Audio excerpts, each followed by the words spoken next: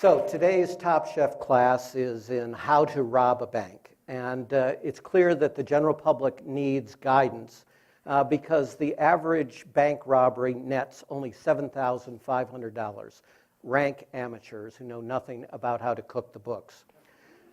The folks who know, of course, run our largest banks. And in the last go-round, they cost us over $11 trillion. That's what 11 trillion looks like. That's how many zeros. And cost us over 10 million jobs as well. So our task is to educate ourselves so that we can understand why we have these recurrent, intensifying financial crises and how we can prevent them in the future. And the answer to that is that we have to stop epidemics of control fraud. Control fraud is what happens when the people who control, typically a CEO, a seemingly legitimate entity, use it as a weapon to defraud. And these are the weapons of mass destruction in the financial world. They also follow in finance a particular strategy because the weapon of choice in finance is accounting. And there is a recipe for accounting. Control fraud and how it occurs. And we discovered this recipe in quite an odd way that I'll come back to in a moment. First ingredient in the recipe, grow like crazy. Second, by making or buying really crappy loans, but loans that are made at a very high interest rate or yield. 3, while employing extreme leverage, that just means a lot of debt compared to your equity. And 4, while providing only trivial loss reserves against the inevitable losses. If you follow those 4 simple steps, and any bank can follow them, then you are mathematically guaranteed to have 3 things occur. The first thing is you will report record bank profits, not just high, record. 2, the CEO will immediately be made incredibly wealthy by modern executive compensation. And 3, farther down the road, the bank will suffer catastrophic losses and will fail unless it is bailed out. And that's a hint as to how we discovered this recipe, because we discovered it through an autopsy process. During the savings and loan debacle in 1984, we looked at every single failure, and we looked for common characteristics, and we discovered this recipe was common to each of these frauds. In other words, a coroner could find these things because this is a fatal recipe that will destroy the banks as well as the economy. And it also turns out to be precisely what could have stopped this crisis. The one that cost us $11 trillion just in the household sector, that cost us 10 million jobs, was the easiest financial crisis by far to have avoided completely if we had simply learned the lessons of epidemics of control fraud, particularly using this recipe.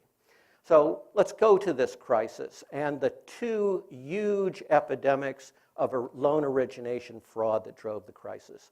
Appraisal fraud and liar's loans. And what we're going to see in looking at both of these is we got warnings that were incredibly early about these frauds. We got warnings that we could have taken advantage of easily because back in the savings and loan debacle, we had figured out how to respond and prevent these crises. And 3, the warnings were unambiguous. They were obvious that what was going on was an epidemic of accounting control fraud building up. Let's take appraisal fraud first. This is simply where you inflate the value of the home that is being pledged as security for the loan. In 2000, the year 2000, that is over a year before Enron fails, by the way, the honest appraisers got together a formal petition begging the federal government to act and the industry to act to stop this epidemic of appraisal fraud. And the appraisers explained how it was occurring, that banks were demanding that appraisers inflate the appraisal, and that if the appraisers refused to do so, the banks would blacklist honest appraisers and refused to use them. Now, we've seen this before in the savings and loan debacle, and we know that this kind of fraud can only originate from the lenders, and that no honest lender would ever inflate the appraisal because it's the great protection against loss. So this was an incredibly early warning, 2000. It was something we'd seen before, and it was completely unambiguous. This was an epidemic of accounting control fraud led by the banks. What about liar's loans? Well, that warning actually comes earlier. The savings and loan debacle is basically the early 1980s through 1993. And in the midst of fighting that wave of accounting control fraud, in 1990, we found that a second front of fraud was being started. And like all good financial frauds in America, it began in Orange County, California.